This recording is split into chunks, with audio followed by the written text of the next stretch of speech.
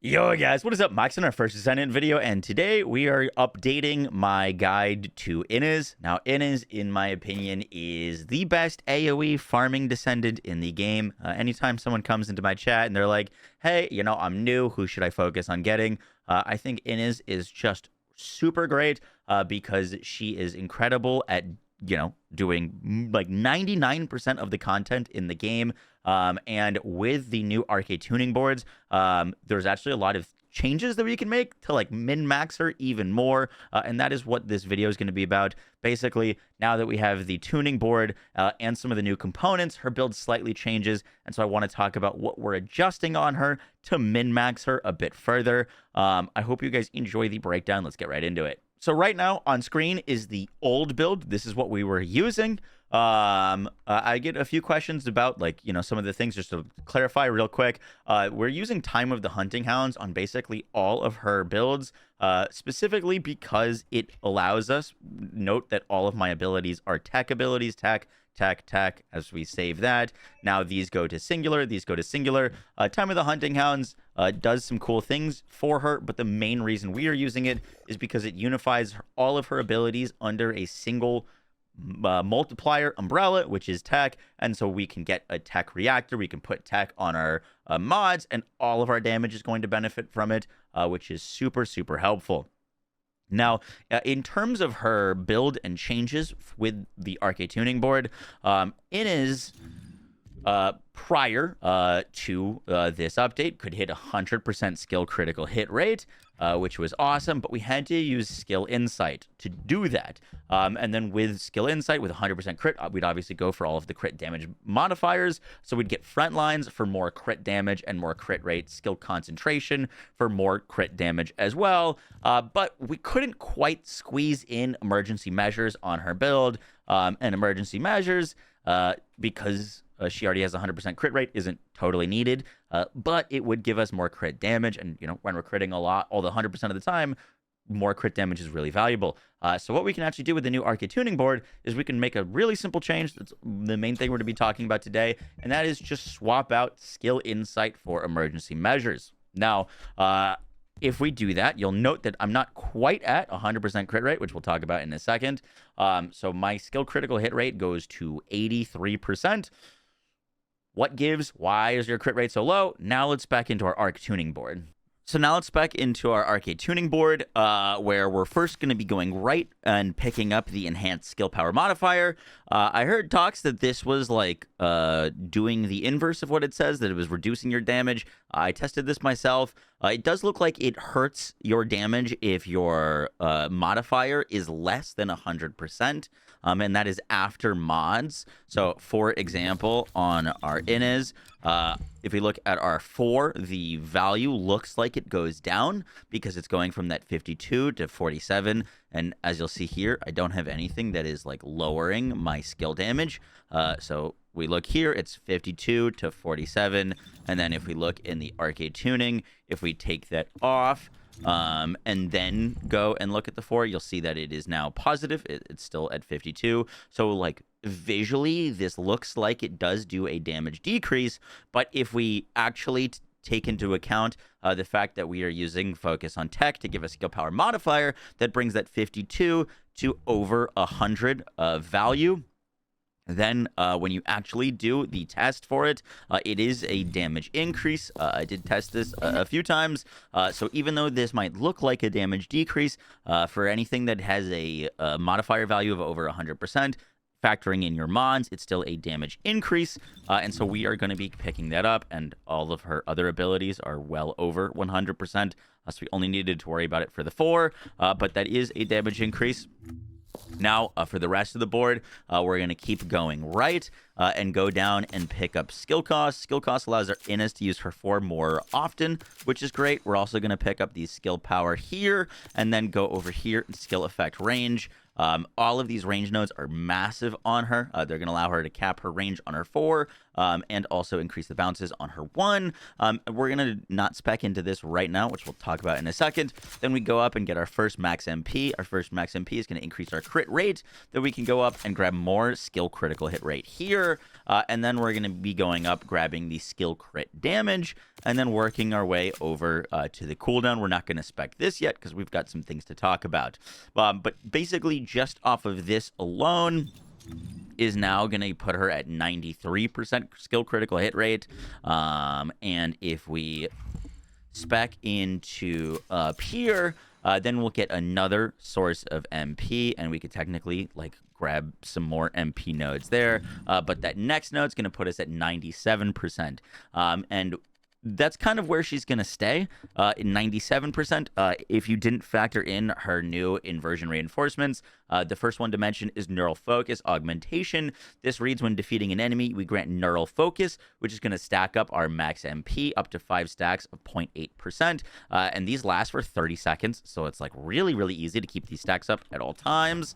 And if we do that, and let's just kill this group of enemies, they're dead. Now we are at 100%. So as long as you're killing enemies, you can get a 100% skill critical hit rate on Ines. However, there is an issue here. If we pick up this max MP for the 5.1%, then we can't get the cooldown and the skill power. And so what I was debating on is what's more valuable, cooldown or skill power? Do we even go for the max MP or whatnot? And after doing a whole lot of math and some testing, I found her most optimal board to not grab this max MP, pick up this skill power, and then pick up this skill power node here. This is going to net us out slightly under 100% skill critical hit rate. So if we go and kill these enemies here, now all those enemies are dead, and we've got 96% skill critical hit rate. When our buff drops, we'll go down to 93. Now, if you really want a 100% skill critical hit rate, I would honestly drop the skill power over the cooldown. Personally, the cooldown is a larger damage increase over a course of a minute in testing on how much she can use her 1 versus the skill power. This skill power node is about a 5% damage increase for her, just equipping it or not. And I found in testing that if we didn't spec the skill power and then instead spec'd the MP, picked up this skill power, we still got 2 nodes left. We can pick up this max MP and this skill power. Doing all of this to get 100% crit rate was 1% less damage than just picking up the skill power. So if you really want 100% skill critical hit rate, you can absolutely do that. You just pick up this max MP and then grab these max MPs and skill power, and you don't spec into this, and that will net you out 1% less damage than if you do grab this skill power here. Obviously, that only nets us 97% skill crit rate, but it's still a ton of crit rate. We're going to be critting all the time, and picking this up was 1% more damage than picking up the 100% crit. So just personal preference there. The next thing to talk about with Ines is her external components.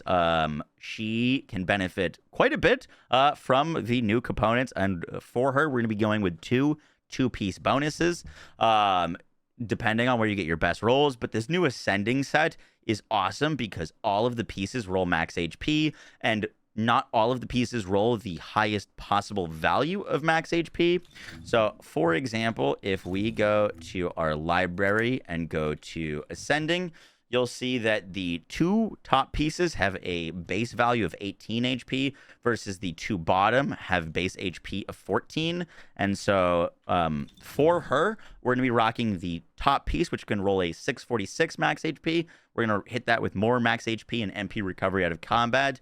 And then her sensor really does matter. You really want a high value of max MP. And then we get MP recovery in combat. And what this gives us as a 2-piece bonus is skill cost. Skill cost does impact the amount of resource that it costs to use her 3rd and 4th ability. As you can see, we don't have any skill cost actually socketed into our mods, but we're losing about almost 50 plasma cost. We've got about 35 less plasma cost just off of these two, which is really great. And then we can also pick up the Hunter set, which has also been changed. And this, on a 2-piece bonus, is going to give us minus 4% cooldown. Multiple sources of cooldown are multiplicative with each other. So the more sources of cooldown we can get, the more, the more it's going to make an impact. And then we pair that with the cooldown on her, like, reactor. If you get cooldown on a reactor and in her Arche Tuning Board, you can have her fourth up a dumb amount of time, just to give you an idea of how quickly this is coming back. We're getting this, and then we're going to have Potent Collector, and, we're spamming her fourth. But when we're killing enemies, we're going to be getting all of her resource back, and she just continue to spam. And this just, like, further enforces her, like, absolute dominance over clearing entire screens of enemies. And so that is our kind of external component bonus set that we're going to be going for. We get some cooldown and we get some skill cost. We got a lot of HP out of it as well. Last thing for weapons, you really don't need to use a weapon with Ines, but the weapon you're going to want to be holding is the Secret Garden. The Secret Garden specifically has a unique ability called Gardener. And what we care about here is that whenever we use a tech skill, we can stack up more skill power. My camera's been in a bad spot every single time, but we're going to be able to get increased skill power whenever you're casting any of her skills with that Hound mod. All of her skills are going to be tech, so you're just getting even more damage while holding this. I don't have my Secret Garden cored, but you can core it for even more sprint speed, which is fantastic because when you're using her fourth ability, every time that you use it, you're going to get a massive speed boost. And if you're holding the Secret Garden when you're doing that and constantly clicking your 4, which we've got on a ridiculously low cooldown, you're going to be able to zoom around the map. And so I would personally core the Secret Garden for as much sprint speed as you can. For her bossing build, there's only one small change that's a little bit of quality of life. Before, we were using maximize range to get the most amount of bounces out of her one ability. Ines for bossing just spams her 1 because you can't really get up resources to use your 3 and 4. As in order to get those, you need to be hitting tons of enemies or killing tons of enemies. And so we were using maximize range as well as a ton of crit and damage to allow her 1 ability to bounce back and forth many times between you and a boss. And you can melt most bosses in the game doing this. And her build is staying largely the same for bossing. The only change is now with the Arche Tuning, we get a bunch of extra range. And so now we don't have to use maximize range anymore because this had a negative modifier. So it was hurting our damage very slightly, but we can swap this for amplification control. This is going to give us 50 range versus the 80 that we just had, but it also gives us max shield. And then once again, if we look at our Arche Tuning now, we're basically picking up all of the range that we just lost just simply from this little range cluster here. Specifically for bossing, you can rock the Slayer set. Slayer set will give you a ton of extra skill power. It's still the highest damage external component set in the game. Specifically for skill builds, you do lose a fair bit of survivability. So if you want some quality of life, you don't need to use it, but to maximize her damage, Slayer is awesome for bossing. The last thing to mention is her Void Erosion build, which I messed around with, and I ended up just liking the main build the most for Void Erosion, to be honest. And so I didn't really talk about this because it's the same build that I used for her, like, all everyday activities. Technically, for Void Erosion, if you wanted to, you could put some more, like, HP on, but currently Ines can deal damage from behind walls, and so you can kind of go in with lower HP as long as you play it well, and you use cover, you should be fine. And I was trying to mess around with removing Potent Collector as opposed to, like, putting in, like, amplification control, but in tests, I was just getting much better runs with Potent Collector than amplification, or using something like Decimator. Just the added value and quality of life of being able to spam her 4 is so valuable in terms of the amount of damage that it brings, that I think Potent Collector really is kind of like the best last mod slot for her. So that is going to do it for the video, guys. That is going to do it for our builds. I hope you enjoyed. This is a small min-max that you can do. Obviously, if you had the old Ines build, it's not that much of a difference. But with the new Arche Tuning Boards, there is some real fine min-maxing that we can do to squeak out the absolute most damage out of her. So that's kind of what the point of this video was. I hope you guys enjoyed. I'll catch you on the next one. Take care. Peace.